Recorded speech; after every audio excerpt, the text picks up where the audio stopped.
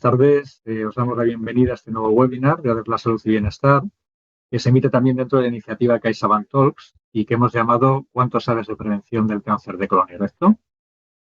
Mañana es el Día Mundial contra el Cáncer de Colon y queremos sumarnos a la lucha contra esta enfermedad añadiendo nuestro grano de arena. Por tanto, es fundamental conocer en qué consiste esta enfermedad y qué podemos hacer en su prevención, bien adoptando unos hábitos saludables que disminuyan el riesgo de que aparezca y, en caso de que lo haga, detectándola de forma precoz, ya que si se diagnostica a tiempo se curan aproximadamente el 90% de las ocasiones. En esta charla vamos a contar con el doctor Alberto Cerpa. Alberto es especialista en aparato digestivo que en la actualidad ejerce su actividad en el Hospital La Paz y en el Centro Médico Quirúrgico de Enfermedades Digestivas CEMED Vitas La Milagrosa. Está especializado en endoscopia digestiva, consultas de alto riesgo de cáncer de colon y enfermedad inflamatoria intestinal. Ha publicado en revistas científicas nacionales y en congresos nacionales e internacionales. Como en webinars anteriores, vais a poder participar de dos maneras a través del menú que tenéis disponible en la plataforma de retransmisión del webinar en la que os encontráis. Una, formulando al experto la pregunta que queréis sobre el tema de hoy, y otra, votar clicando en la respuesta que consideréis correcta para las 4 preguntas que el ponente va a iros realizando durante la presentación. Si estáis en pantalla completa, tenéis que salir de ella para ver este menú, mientras que los asistentes de CaixaBank Talks podéis acceder a él escaneando el código QR que veis en pantalla. Comenzamos la charla cuando quieras, Alberto. Hola, buenas tardes. Primero dar las gracias por la invitación a participar en este webinar y también a todas las personas que hoy nos dedican su tiempo, su atención en el día de hoy. Ya como se ha presentado, pues ya sabéis de qué va la presentación, me ha presentado también a mí.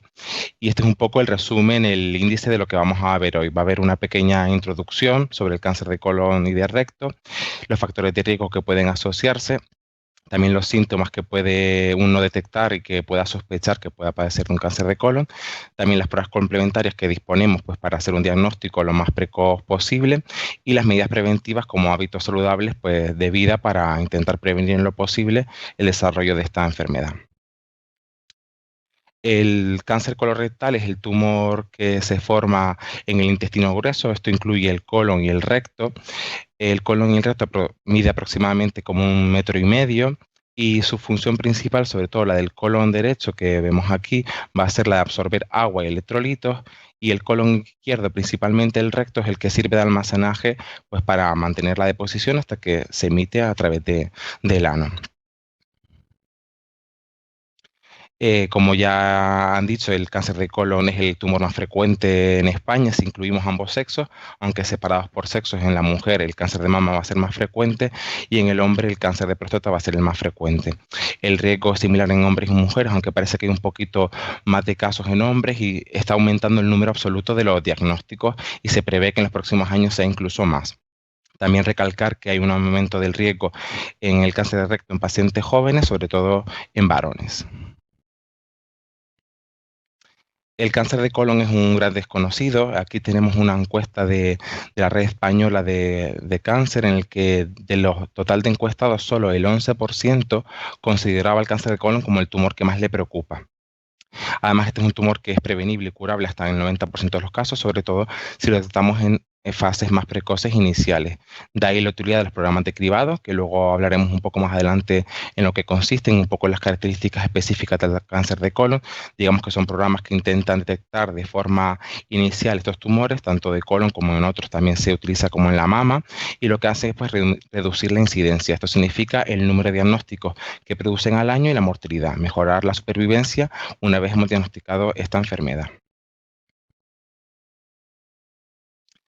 Ahora vamos con la primera pregunta. ¿El cáncer de colon más frecuente es A, el familiar, B, el hereditario, C, el esporádico o el D, asociado a la enfermedad inflamatoria intestinal?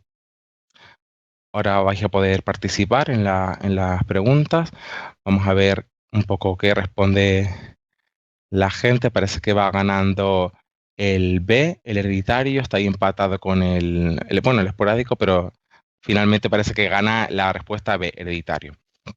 Pues en principio no es correcta, la correcta sería la C, que también ha acertado bastante gente. Pasamos ya a la siguiente diapositiva para ver un poco la explicación. el cáncer de colon más frecuente es el esporádico, sobre todo el 70% de los diagnósticos. Esto significa que son pacientes que sin ningún antecedente y ninguna enfermedad previa y nadie en la familia se le diagnostica de cáncer de colon. Luego tenemos el cáncer familiar, que es en torno al 25%, en el que hay varios casos en la familia, pero no se detecta ninguna mutación genética que hasta ahora conozcamos, una mutación en un gen concreto que podamos diagnosticar pues, de un síndrome concreto, como el síndrome de Lynch o las poliposis. Este cáncer hereditario del que hablamos, que es el que sí que tenemos un gen conocido, solo es en torno al 2 al 5%. Las poliposis son enfermedades en las que los pacientes tienen múltiples pólipos, muchos a lo largo de todo el colon, incluso también en otras localizaciones del cuerpo. Estos pólipos pueden crecer, formar tumores, por eso aumenta el riesgo en estos pacientes. Y luego un 1% que vemos aquí, que sería la enfermedad inflamatoria intestinal, pues en la colitis ulcerosa o la enfermedad de Crohn, sobre todo del colon, porque tiene una inflamación crónica en este colon, esas cicatrices finalmente pues también pueden aumentar el riesgo de desarrollo de tumores. La mayoría de los tumores, de los cánceres, de los adenocarcinomas, van a originarse de pólipos. Los pólipos son formaciones de la mucosa, de ahí como una mutación en esas células que empiezan a crecer de una forma anómala, empiezan a hacer cambios y finalmente cuando ya hay células cancerígenas en ese pólipo, porque ha crecido más de la cuenta, siempre cuanto más grande, pues más riesgo de que ese pólipo se transforme, puede formar el cáncer, que el cáncer puede ser superficial, digamos que está en las capas más superficiales del colon, o esto puede empezar a invadir capas más profundas, incluso pues, a través de los vasos sanguíneos, de los vasos linfáticos, ir a otras partes del cuerpo. Lo que tarda aproximadamente un pólipo normal en crecer y formar un tumor puede ser hasta 10 años aproximadamente, aunque en algunos casos en los que si hay alteraciones genéticas o son pólipos un poco más específicos como los cerrados, este crecimiento puede ser un poco más rápido, un poco más acelerado. Y en torno a 3 a 5 años ya pueden formar un tumor, un cáncer de colon. En estos casos, pues el seguimiento pues, va a ser más estrecho por este riesgo. Luego, en cuanto a los factores de riesgo, los vamos a clasificar en los que son modificables y en los que no. Hay cosas en las que podemos actuar y cosas en las que no podemos cambiarlas. Uno de ellos es la edad. A partir de los 50 años el riesgo de cáncer de colon aumenta. También tener antecedentes de enfermedades como la enfermedad inflamatoria intestinal, haber tenido pólipos, haber tenido un cáncer previo o familiares con cáncer de colon. Y también pues, los síndromes hereditarios, los que hablábamos antes, mutaciones genéticas que aumentan el riesgo de tumores de colon, incluso de otras localizaciones. Y aquí la pregunta 2, os voy a dejar un poco más de tiempo en esta para contestar. ¿Cuál de los siguientes no se considera un factor de riesgo de cáncer de colon? La A, fumar, B, obesidad, el C, sedentarismo o la D, la ingesta de carne blanca. Ya podéis contestar.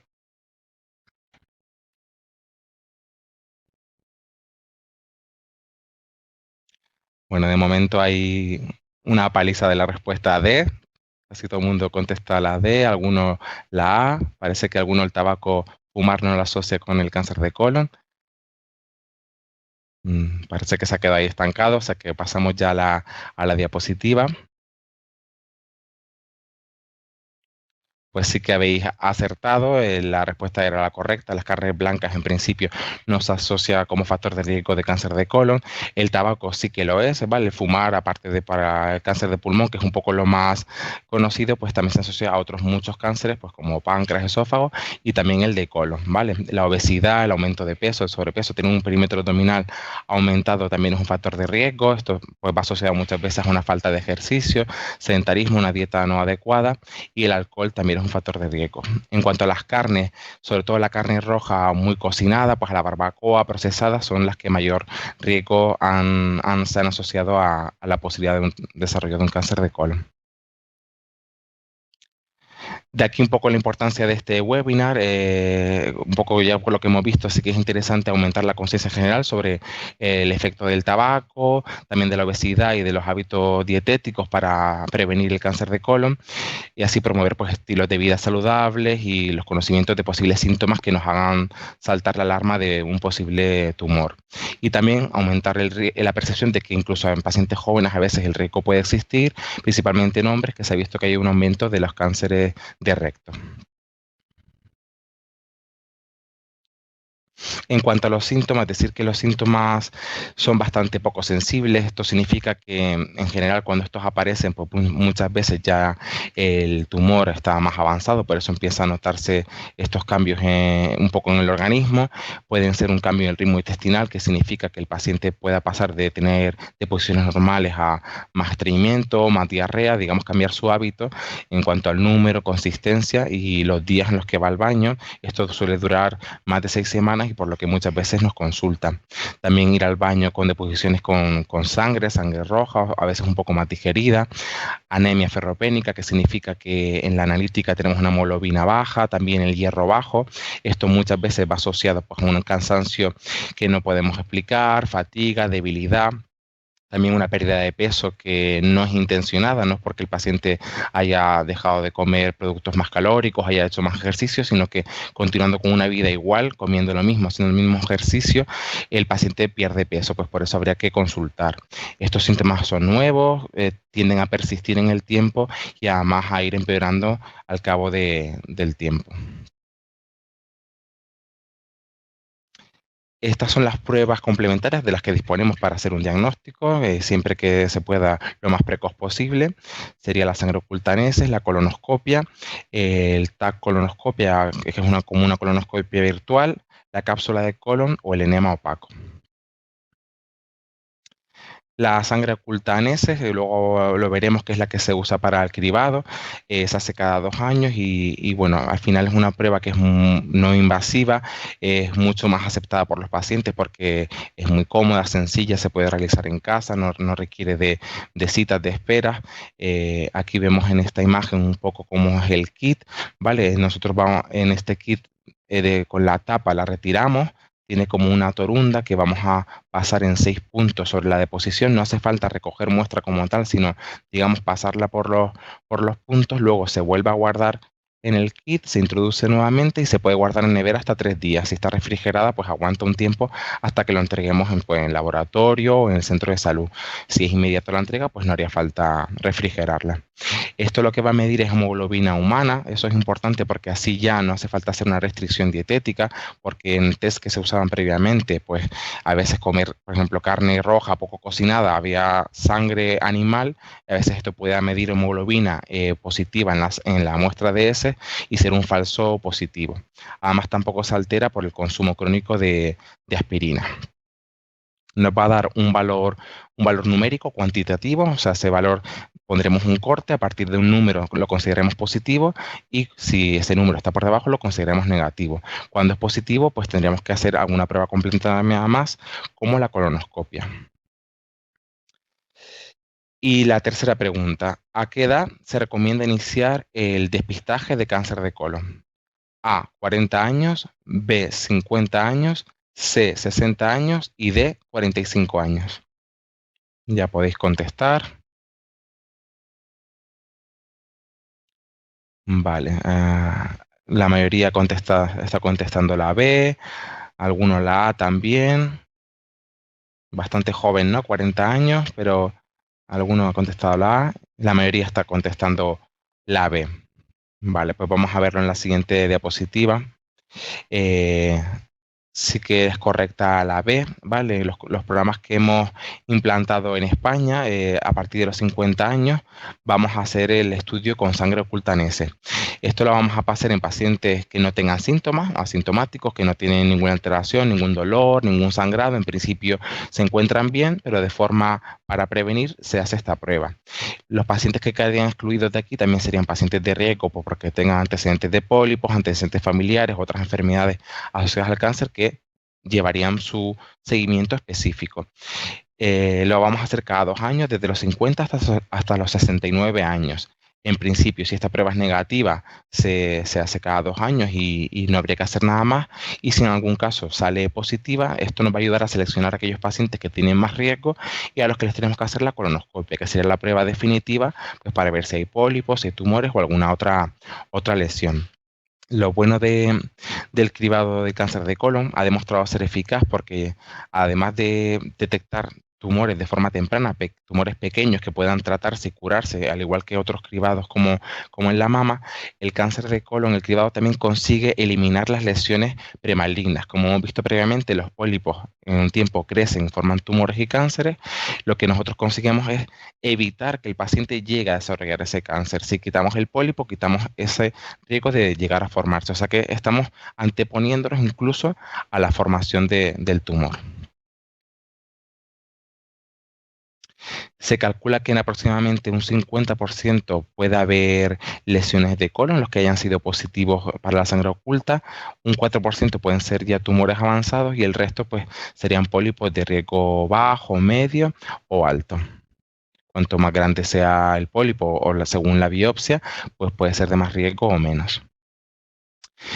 ¿En qué consiste una colonoscopia? Es una prueba para explorar el intestino grueso, el recto y el colon, con un tubo que es flexible, delgado, lleva en su extremo más distal, en la punta, pues una cámara con una luz que nos permite ver el colon y además tiene un canal de trabajo porque nosotros podemos introducir diferentes materiales pues para tomar muestras, tomar biopsias, incluso pues extirpar los pólipos, extirpar las lesiones o tratar algunas patologías en concreto que sean del aparato digestivo bajo el colon.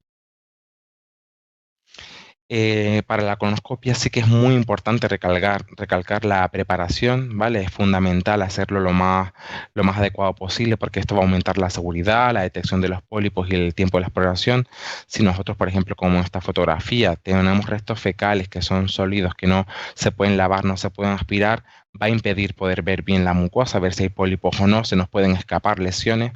Además, no podemos ver bien el camino por donde tiene que ir el colonoscopio, lo que puede aumentar los riesgos de complicaciones y también va a retrasar y va a aumentar la duración de la prueba y lo que es también riesgos que conlleva pues, por la sedación que puede ser más prolongada. Ahora mismo la mayoría de las pruebas se hacen con sedación porque el paciente no se entera de nada, tiene una monitorización, se mire cómo tiene el oxígeno, cómo tiene el pulso, digamos que respira por su cuenta, o sea, no es una anestesia general, pero sí que va a estar totalmente dormido. En cuanto a la preparación, depende un poco del centro, puede variar, hay muchos preparados, muchos laxantes que se utilizan. En cuanto a la dieta, solemos requerir 3 días antes de la prueba hacer una dieta baja en fibra, sin residuos. Eso significa que sea baja en legumbres, fruta, verdura, ensalada. Pues podemos tomar carne, pescado, pasta, arroz, pan, pero que sea blanco, nada integral, nada que deje residuo en el intestino. El día antes de la prueba va a hacerse una dieta totalmente líquida, líquidos claros. Eso incluye pues un caldo filtrado desgrasado, un zumo colado, una infusión, una bebida isotónica, agua o un café pero sin leche, ¿vale? No incluye leche, no incluye tampoco otras bebidas que a veces se confunden, pues un gazpacho, eso lleva fibra y ya de por sí no se podía tomar ni los días previos y menos el día antes de la prueba. Muy importante respetar las horas de ayunas. 3 horas antes de la prueba no se puede tomar nada, ni el preparado laxante ni agua porque puede estar el estómago lleno y eso puede hacer que el paciente incluso vomite durante la exploración.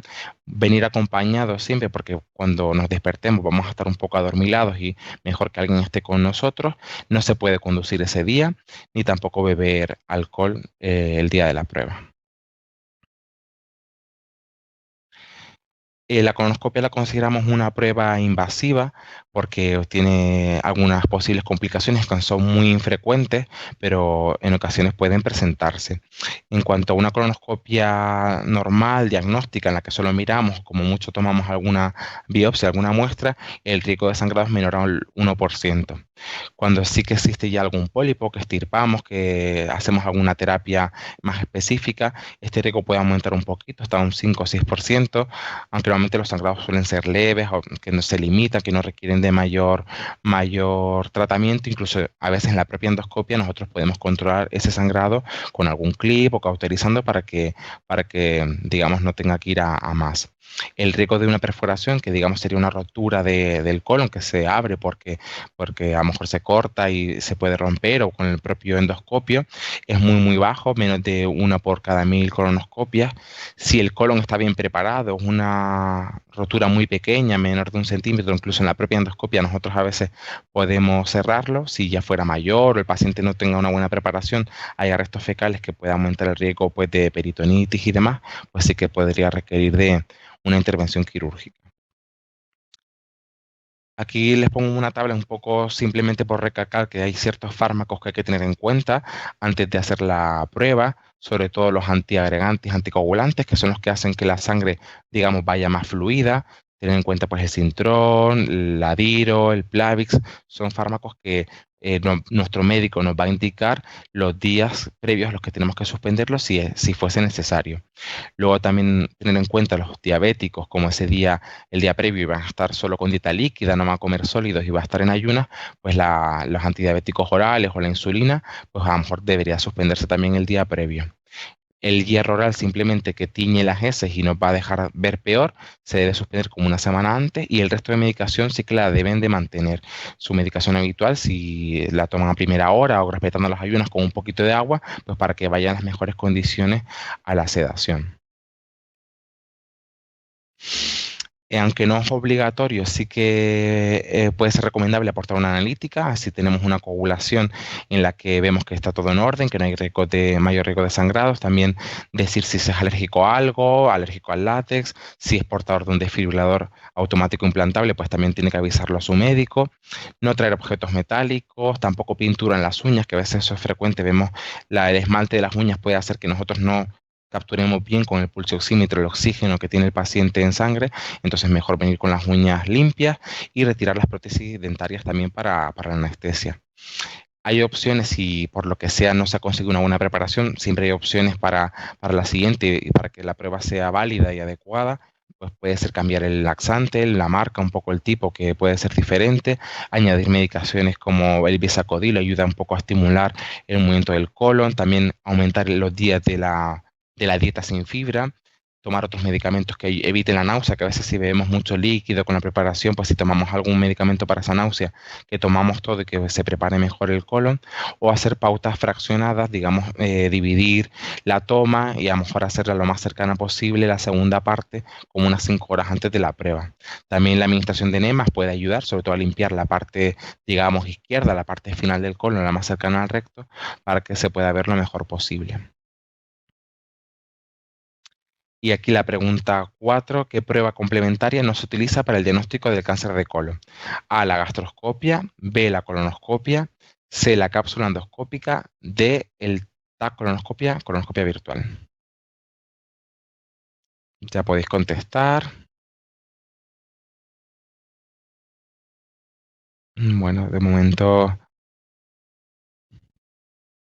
parece que va ganando la A. Alguno ha votado también la B, la C alguno. Vale, pues en principio yo creo que ya no hay mucho movimiento en la barra, ha ganado bastante la respuesta A. Entonces pasamos a la diapositiva en la que vamos a explicar un poco esta respuesta. La respuesta correcta es la A, ¿vale? La gastroscopia es una prueba que lo que va a hacer es ver el estómago, por lo que no tiene sentido realizarla para el estudio del colon, que digamos que es la endoscopia baja, ¿no? No la endoscopia alta, que sería la gastroscopia. Como alternativas a la colonoscopia, que es la prueba, digamos, que se utiliza para el diagnóstico, podemos disponer de otras pruebas que nos pueden también ayudar. En este caso, la colonoscopia virtual o el colonotac sí que lo podemos utilizar, sobre todo en aquellos pacientes en los que la colonoscopia ha sido incompleta por diferentes causas. A veces tiene una angulación marcada, tiene una zona muy estrecha que no nos permite progresar el endoscopio, o a veces cirugías previas, cicatrices, hacen que no se vea el colon por completo. Si esto no es posible, pues el resto del colon que nos queda por ver, pues lo podemos hacer con este escáner, este TAC, para ver todo el colon bien. Lo bueno es que no requiere sedación, es como un escáner, un TAC, no hay que sedar al paciente. Nos sirve sobre todo para detectar tumores y también lesiones que sean mayores de 1 centímetro, no tiene grandes complicaciones, no tiene un coste muy elevado y la verdad que el paciente lo suele aceptar bastante bien. Además nos va a permitir pues, ver otros órganos como el hígado, el páncreas, porque si en un caso el paciente tiene lesiones, pues podemos ver también el resto de órganos, cómo está, si está todo en orden, está todo bien. Como inconvenientes que también requiere preparación, igual que la colonoscopia, porque hay que limpiar el colon, si no restos fecales se pueden confundir con pólipos o lesiones, que tiene radiación y las lesiones que sean muy planas o sean pequeñas, menos de 1 centímetro, no las va a ver. Además, es una prueba solo diagnóstica, no nos va a permitir ver lo que hay, pero no podemos tomar biopsias, no podemos tomar muestras ni podemos extirpar las lesiones que pueda haber. Además, el informe, nosotros en la endoscopia damos el informe de forma inmediata al paciente cuando ya se despierta, se va a casa, y en este caso el escáner se realizan las imágenes, las fotografías del abdomen, luego esas imágenes pasan a un ordenador, el radiólogo las interpreta y ya se emite el informe a los días posteriores. El enema opaco es una prueba que se aplica un contraste a través de un enema para intentar llenar todo el colon de ese contraste y hacer radiografías simples para ver si hay zonas que no rellenen con ese contraste y pueda haber lesiones. La verdad que está ya muy en desuso, ya prácticamente no se utiliza porque el colonotac tiene muchas más ventajas. Y la cápsula de colon es una prueba que el paciente se va a tomar, una cápsula, nos va a permitir ver el intestino delgado y también el grueso, el colon. Esta cápsula lleva como una cámara que hace múltiples fotografías a lo largo de todo el trayecto y eso se va a transmitir a un aparato que lleva al paciente colgado durante unas 8 o 10 horas, que es un poco lo que dura el tránsito y la batería, y luego eso también se pasa a un ordenador, se ven todas las imágenes, se hace como un vídeo y un médico digestivo pues lo interpreta y ve si hay algún pólipo, alguna lesión, pero en el mismo caso pues nos va a permitir ver, diagnosticar de imagen, pero no ni biopsiar ni quitar los pólipos. Luego aquí un pequeño esquema, un poco de cómo actuar si tenemos síntomas sugestivos de cáncer de colon o tenemos antecedentes familiares o incluso antecedentes personales de pólipos o de patología. Siempre vamos a requerir de una consulta específica para ver nuestro riesgo y nuestro seguimiento que tenemos que hacer más estrecho o no. Si no existen ni antecedentes ni síntomas, cuando somos menores de 50 años, en principio vamos a llevar medidas preventivas generales, hábitos de vida saludables, una dieta adecuada y esta sería una prevención primaria. En los casos en los que seamos mayores de 50 años, sin síntomas y sin antecedentes, vamos a entrar en los programas de cribado, ¿vale? Es el riesgo medio, hacemos la sangre oculta NESES, si es positiva, colonoscopia y si es negativa, lo repetimos cada 2 años. Luego, según los hallazgos que hay en la colonoscopia, el tamaño de los pólipos, el número, el tipo de pólipo que se analiza en la biopsia, esto nos va a dar una pauta de seguimiento, ¿vale? La idea es que el seguimiento cada vez sea más espaciado porque con el tiempo vamos quitando más pólipos y suele haber menos, entonces ese seguimiento va a ser más alargado, pero el intervalo puede ser desde 6 meses a 5 años según un poco cada paciente. Si la colonoscopia que te has hecho dentro de ese programa tienes una sangre oculta NESES negativa, positiva, te has hecho la colonoscopia, está todo normal, con buena preparación, ha sido completa hasta el final y está todo bien, no tienes ningún antecedente familiar ni personal, en principio volverías al cribado poblacional. En cuanto a los familiares, solo un poco decir que depende del grado del familiar, va a haber más riesgo o menos, sobre todo lo que más nos vamos a fijar en los familiares de primer grado, que estos son pues los padres, hijos o hermanos, y también el número de familiares y la edad del diagnóstico de cada familiar. Consideramos que cuando son menores de 50 años el riesgo es mayor que cuando son mayores de 50 años. Y luego en cuanto a los hábitos saludables, un poco las medidas preventivas, la prevención primaria que podemos hacer, como ya hemos adelantado un poco antes, tenemos que moderar el consumo de carne roja, sobre todo carne proteína animal, pues muy cocinada, muy procesada, frita, en barbacoa, limitarlo lo máximo posible. También realizar una dieta baja en grasa, dieta rica en fibra, pues rica en fruta, verdura, legumbres, cereales integrales, también productos lácteos, reducir la ingesta de calorías al día. Esto vamos a conseguirlo reduciendo el consumo de alimentos muy calóricos, sobre todo que están ricos en azúcares, ricos en grasa. No tomar bebidas azucaradas, pues no tomar alcohol, no tomar tabaco, una ingesta adecuada de todas las vitaminas, de ácido fólico, calcio y vitamina D. Y también evitar el sedentarismo, la obesidad, hacer un ejercicio físico a diario, ya sea aeróbico, como correr, nadar, o ejercicios de fuerza, ejercicio más anaeróbico, también es útil. Y en principio con estas medidas podemos conseguir disminuir, evitar cierto riesgo que podamos asociar al cáncer de colon.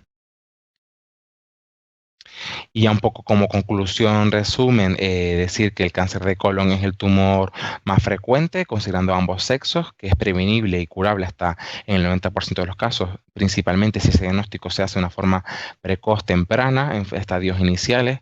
La colonoscopia va a ser la mejor técnica para valorar el colon, nos va a permitir tomar muestras, tomar biopsias, extirpar lesiones y a veces incluso tratar algunas de las patologías del tracto digestivo bajo.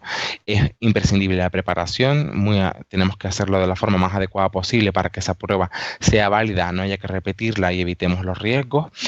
Los pacientes que tengan un riesgo medio, que sean mayores de 50 años, hay que hacer la sangre oculta en heces cada 2 años. Esto es el cribado, el despistaje o screening poblacional. Nos va a permitir seleccionar aquellos pacientes que tienen que requerir una colonoscopia y aquellos pacientes de alto riesgo porque tengan cánceres en la familia, síndromes hereditarios, antecedentes personales propios de pólipos, pues requieren una actuación más específica y un seguimiento estrecho adecuado.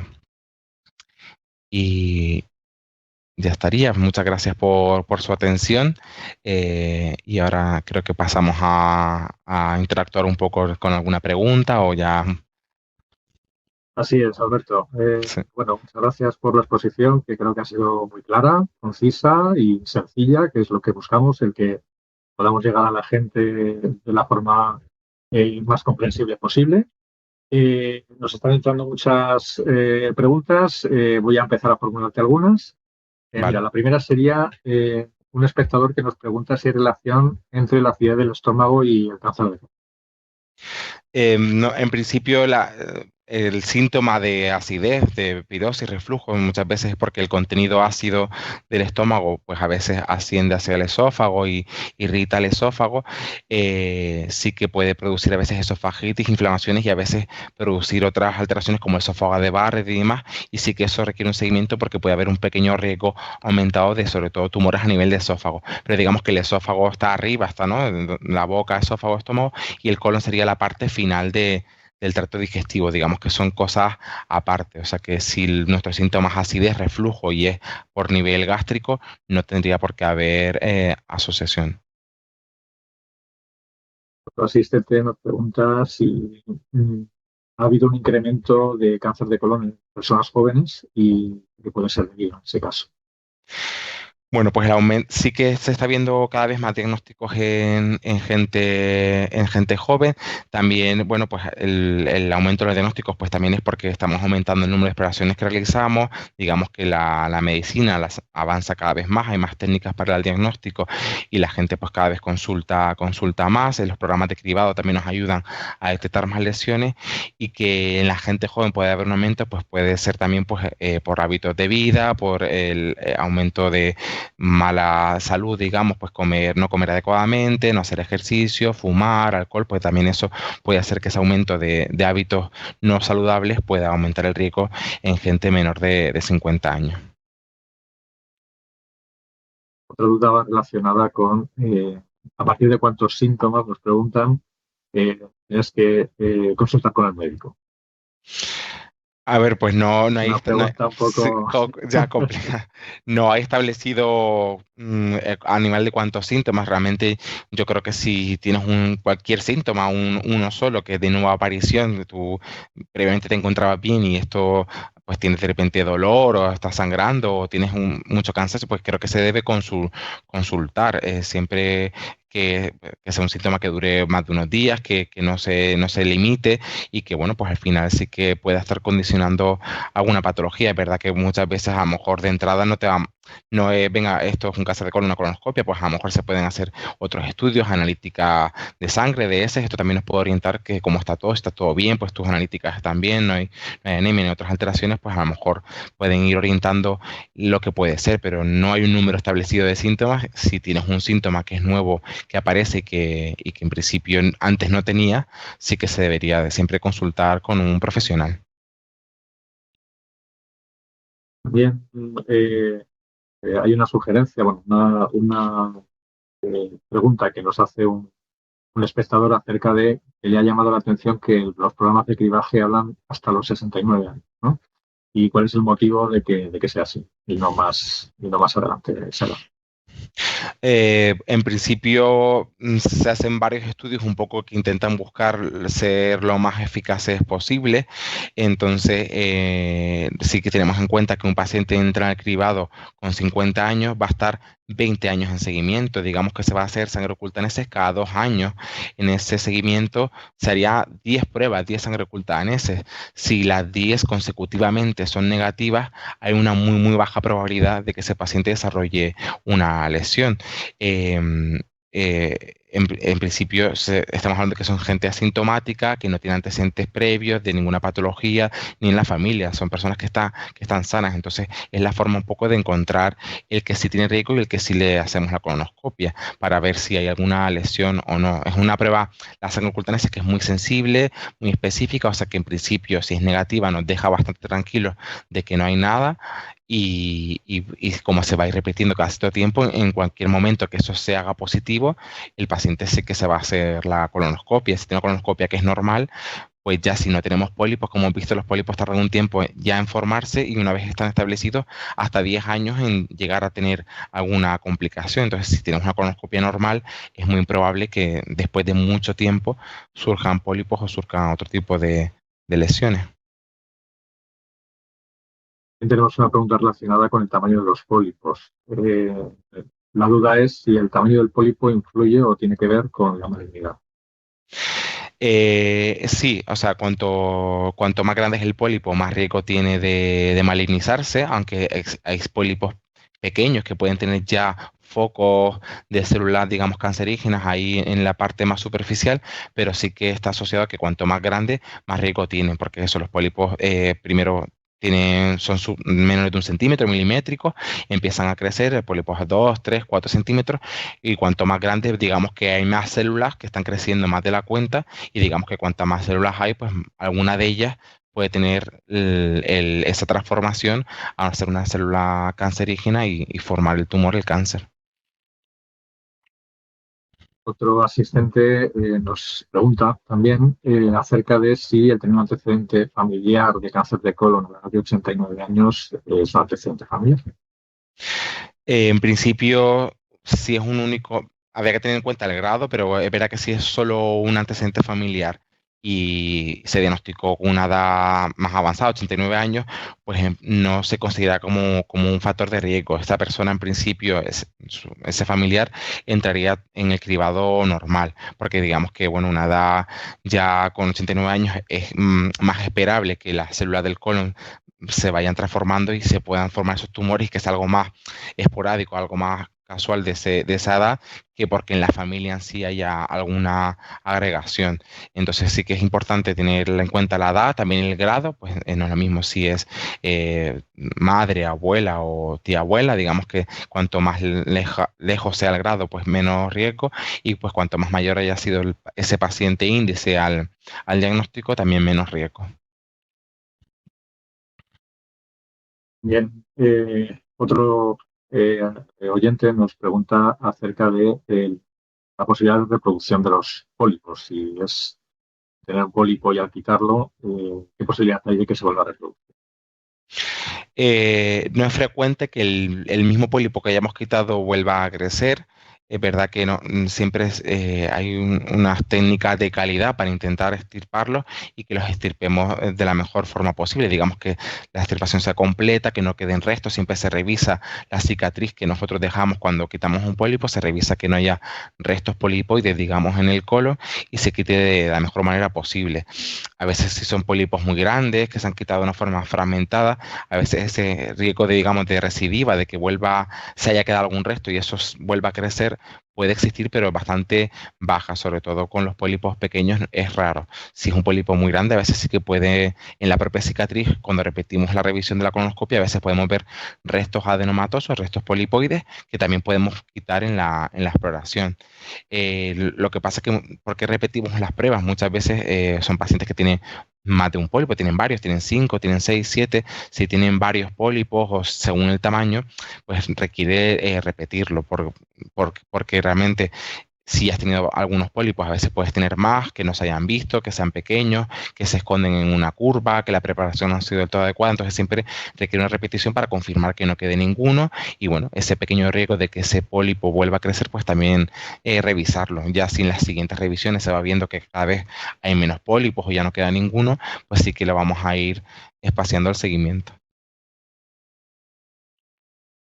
Aprovecho también para unificar dos preguntas en una de los espectadores en cuanto a las causas del cáncer de colon. Nos pregunta acerca de la relación que hay entre el Crohn y el cáncer de colon, si existe, y la diverticulitis, otra. Ujú. Vale, en principio la enfermedad de Crohn es una enfermedad inflamatoria, igual que la colitis ulcerosa. Lo que pasa es que la colitis ulcerosa afecta solo al colon. El Crohn puede afectar a todo el tracto digestivo, incluso también afuera del intestino.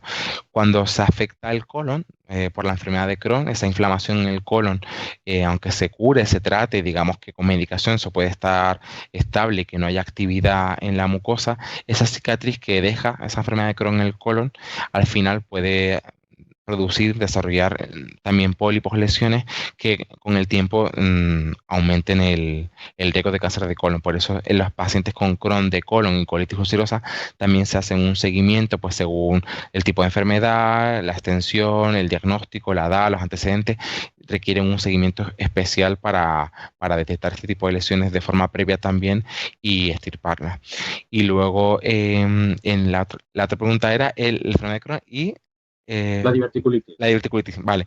Los divertículos como tal no malignizan. Los divertículos son sacos que se forman, digamos, en el colon. Como hay varias capas, la mucosa prolapsa a través de una debilidad de la parte muscular del colon, forma como un saquito alrededor del colon y puede haber varios, ¿no? Los divertículos no malignizan, no tienen riesgo de que se formen tumores, pero es verdad que cuando ese paciente presenta una inflamación de sus divertículos, hace una diverticulitis, aunque como tal el divertículo no aumente el riesgo, sí que puede pasar que un tumor pequeño, un pólipo, digamos, obstruya ese divertículo y es el que produzca la diverticulitis. Entonces, sí que es verdad que cuando tenemos un diagnóstico de nueva aparición de una diverticulitis en un paciente que no se ha hecho una colonoscopia, que no tiene estudiado el colon, al cabo de un mes del tiempo, cuando esa inflamación del divertículo del colon se ha resuelto, ya podemos hacer una colonoscopia con seguridad sin riesgo. Sí que conviene ver el colon. No porque el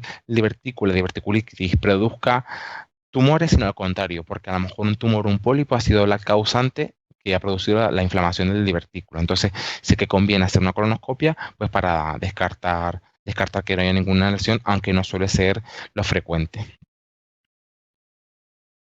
Otra cuestión que nos trasladan es la de si todos los cánceres de colon sangran.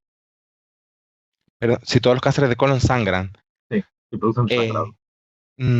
sangrado visible como tal, ¿no? O sea, muchos pacientes que no tienen sangrado que vean en la deposición, o sea, ni sangre roja, ni sangre más digerida, a lo mejor color vino, incluso más oscura. Hay pacientes que no lo presentan, sobre todo los que son en la parte más final, los que están más pegados en el recto, el colon pegado al recto, pues sí que como está más abajo, pues puede producir más ese sangrado, pero no todos sangran. Por eso usamos también la sangre oculta en heces, porque como dice la prueba, es oculta, el paciente no lo ve, va al baño, ve una deposición normal, pero sí que hay detecciones de hemoglobina, pequeñas cantidades de esa sangre que nosotros podemos detectar en el laboratorio en las heces. Y ahí es donde podemos hacer ese diagnóstico previo. También, pues si hay una pérdida crónica, aunque el paciente no lo vea, va perdiendo sangre poquito a poco, que no se ve visualmente en grande en la deposición. Eso hace que pierda un poco de sangre de forma crónica, el hierro puede ir bajando, por eso la ferropenia, ¿no? Y la anemia, o sea, que la hemoglobina en sangre baje y el paciente tenga esa anemia, ese cansancio y esos síntomas que se asocian a esa pérdida digestiva de sangre oculta que no se ve.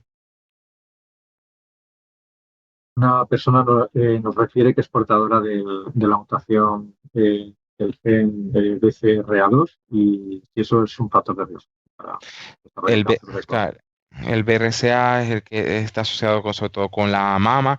Sí que se ha visto alguna asociación con otros tumores digestivos, a veces con el páncreas, pero son riesgos bastante bajos.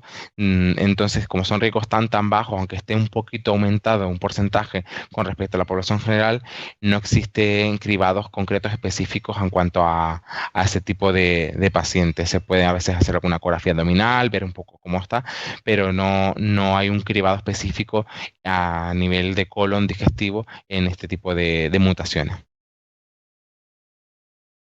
Creo que nos lo has explicado en la exposición, pero bueno, nos puede servir de refuerzo. Y Sí, una duda es si la colonoscopia virtual es igual de efectiva que la colonoscopia tradicional. Lo digo, bueno, sé que lo has explicado un poco, pero bueno, no viene mal sí. recordar. Sí, o sea, me refiero, la colonoscopia es la prueba ideal para el diagnóstico de cáncer de colon, es la que debemos hacer, tenemos que hacer para pues, ver el colon por dentro, para tomar las muestras, si hay pólipos, extirparlos, digamos que es la prueba, el gol estándar, la prueba idónea e ideal que tenemos que usar. Luego la colonoscopia virtual, el Colonotac, pues es como una alternativa que nos aporta ciertas utilidades en casos muy concretos. Pues si tenemos un paciente que eso, la colonoscopia ha sido incompleta porque no hemos podido llegar hasta el final, pues ese tramo de colon que queda por ver, hacemos esa prueba de imagen para quedarnos tranquilos. Si no hay nada, está todo bien, o si hay algo, pues a lo mejor hay que reintentar la colonoscopia o alguna otra técnica para conseguir llegar ahí y ver lo que hay o no. Luego también, pues a veces pacientes por lo que sea tienen mucho riesgo anestésico, mucho riesgo en la prueba porque tienen cirugías previas y han tenido complicaciones previas y no se ha podido hacer, pues a lo mejor se puede plantear el colonotac en casos concretos específicos en los que la colonoscopia pues no pueda estar indicada, pues para intentar ver ese colon. Si está todo bien, pues no habría que hacer nada más, pero si hubiera alguna lesión, algún tumor, algún pólipo, tendríamos que hacer la colonoscopia sí o sí, pues para tomar esa muestra, esa biopsia y ver lo que hay o quitar ese pólipo que hubiéramos visto. La pregunta interesante es la de un espectador que nos dice que si el tener hemorroides puede suponer un falso positivo en el cribado. Sí, esto es o sea, muchas veces vemos pacientes que tienen sangre oculta, incluso muy altas, a veces 1000, por encima de 1000, pero es que también hay veces que el paciente ya ve sangrado cuando va al baño, porque a veces tiene de forma crónica, intermitente, desde hace muchos años, sangrados asociados a sus hemorroides que se inflaman, que lo ve en el papel al limpiarse, incluso en la taza del váter. Entonces, pues probablemente ese paciente va a dar positivo si esa es la sangre oculta en ese. Entonces sí que lo vemos en ocasiones que eso da positivo, le hacemos la colonoscopia, no hay tumores, no hay pólipos, solo están las hemorroides, alguna fisura, alguna lesión, digamos, de la parte más baja perianal. Entonces, bueno, estos pacientes, si tienen una colonoscopia normal, que está bien preparada, que se ha visto todo completo, se ha hecho bien, pues quizás a lo mejor no tendría sentido repetir en un tiempo la sangre oculta porque a lo mejor vuelve a ser positivo y porque este paciente sigue viendo sangre visible en la deposición. Entonces va a volver a dar positivo y a lo mejor le van a repetir la colonoscopia, que si se ha hecho 1 o 2 años previamente, pues va a seguir siendo normal. No tendría sentido repetirla cada tanto tiempo. También otra cuestión sería la de si se debe suspender la medicación antes de realizarse una colonoscopia. Creo que hemos comentado, Ujú. Sí, pero por recalcar.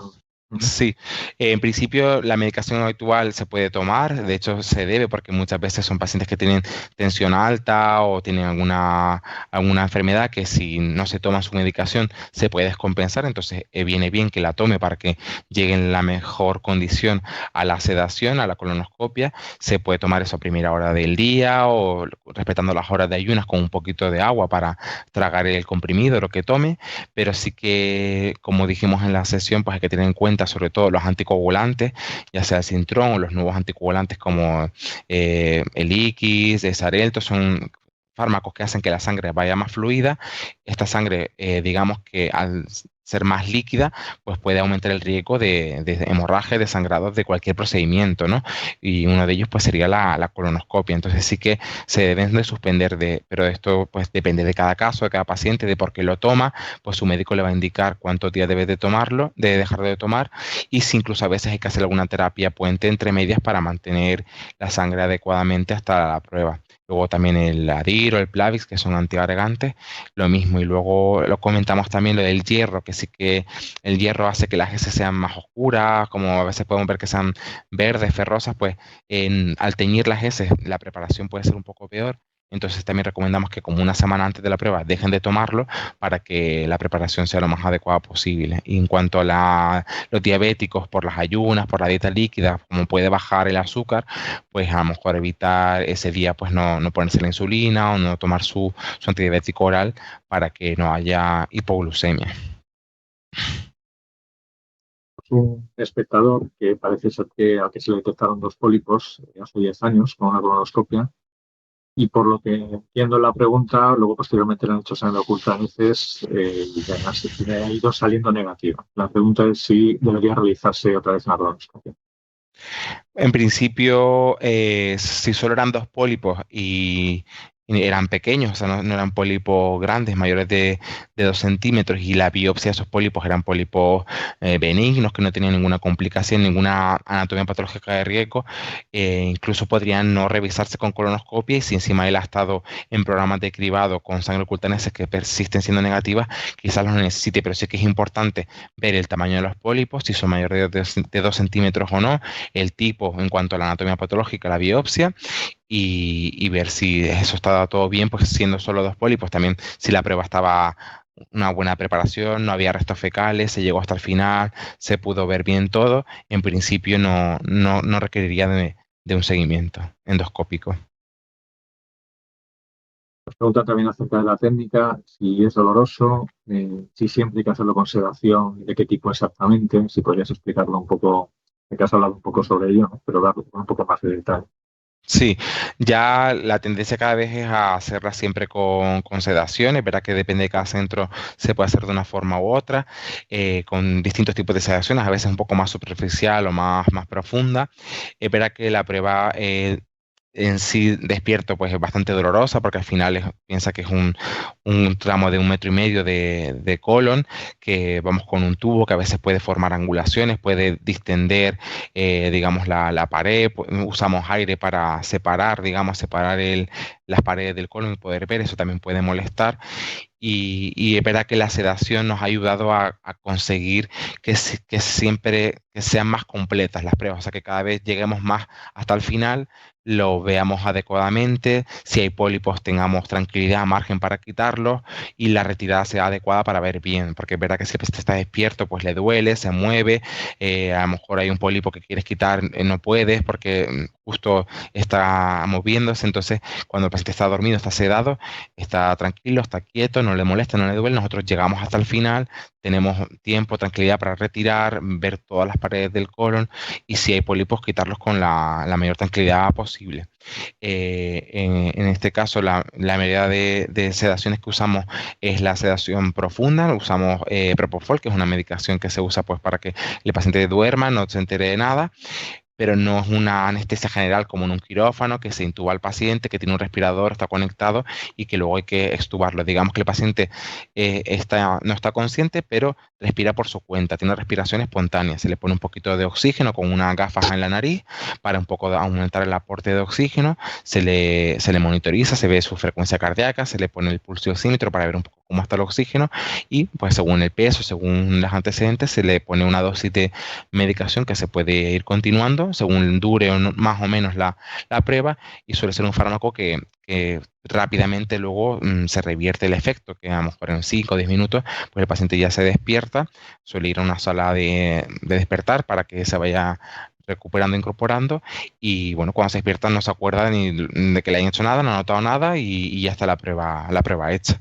Espera que es importante ir acompañado, porque ese día, aunque ya esté despierto, pues puedes estar un poco mareado, cansado, con sueño, con tendencia un poco a la somnolencia, y bueno, pues no conducir, no tomar alcohol, pues porque estás bajo los efectos, aunque ya estás despierto, ya no estás en la sedación, pero sí que esos efectos pueden luego durar unas horas. Probablemente, Alberto, se nos acaba el tiempo. Te voy a formular la última pregunta. Es relacionada con antecedentes familiares. Tenemos pues una persona también que nos comenta que tiene antecedentes familiares de cáncer gástrico. y si eso puede suponer algún factor, si puede ser factor de riesgo para desarrollar un cáncer de colon. Sí que es verdad que hay síndromes hereditarios, mutaciones genéticas que asocian no solo cáncer de colon, sino otros tumores, cáncer gástrico, a veces de páncreas, de otros sitios, pero siempre vamos a fijarnos en la historia de la familia, digamos. Si solo tiene un antecedente de cáncer gástrico en la familia, pues en principio no nos va a hacer pensar que eso está asociado a otro tipo de síndromes hereditarios de otro tipo de tumores. Entonces sí que según los antecedentes que tenga, la edad, si son varios o uno de cáncer gástrico, pues habría que ver si cumple criterios para un seguimiento, digamos, de cáncer gástrico familiar o hereditario.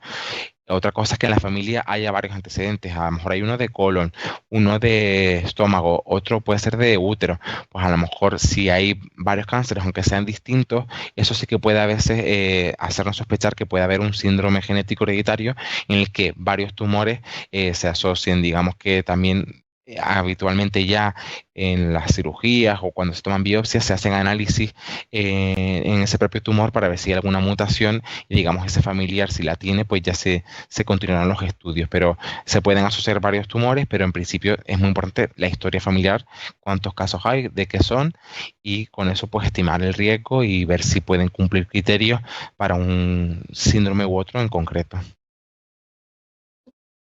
Pues muchas gracias, Alberto, por compartir con nosotros todo tu conocimiento en este campo. Creo que ha sido una charla muy interesante, que espero que nuestros espectadores hayan podido disfrutar y aprovechar. Bueno, si quieres comentar algo, despedirte de alguna manera. Sí, yo, bueno, y también dar las gracias a vosotros por invitarme, por contar conmigo para participar en este webinar. Siempre es interesante, pues como médico, ¿no? Difundir sobre medicina, sobre hábitos de vida saludables, un poco formas de prevención que se puede hacer a nivel general y un poco informar de las pruebas que disponemos, de un poco el paciente lo que tiene que tener en cuenta, un poco de cara a cuándo consultar, cuándo debe ir al médico. Y también agradecer a todos los que nos han dedicado su tiempo, su atención, que han estado hoy con nosotros durante esta hora y que se les ha visto muy interesados, han hecho muchas preguntas y eso siempre pues, es bueno y parece que ha sido útil y que les ha, les ha sido interesante. Muchas gracias. Muchas gracias, Alberto. A todos vosotros que nos veis, agradeceros como siempre vuestra asistencia a este webinar, esperando que os haya sido práctica, y a todos aquellos espectadores que contéis con un seguro de salud de Adesla, si estáis interesados en cómo preservar y mejorar vuestra salud, os invitamos a entrar en nuestra plataforma Adesla Salud y Bienestar vía aplicación móvil o web, en donde podéis encontrar, entre otros servicios, planes digitales de salud, como por ejemplo los que tenemos de prevención del cáncer. Además, en estos días vais a recibir un email con un link donde podréis volver a ver el webinar en nuestro espacio Escuela de Salud, y en el que podéis visualizar también todas las charlas que hemos ido compartiendo hasta ahora. También una breve encuesta que os animo a realizar para que podamos conocer vuestros intereses en futuros contenidos, y una infografía que os podéis descargar sobre la prevención del cáncer de colon. Y sin otro particular, os emplazo al siguiente webinar en el que estamos trabajando, que tratará sobre alergias respiratorias y cómo afrontarlas. Buenas tardes a todos y nos vemos dentro de muy poco.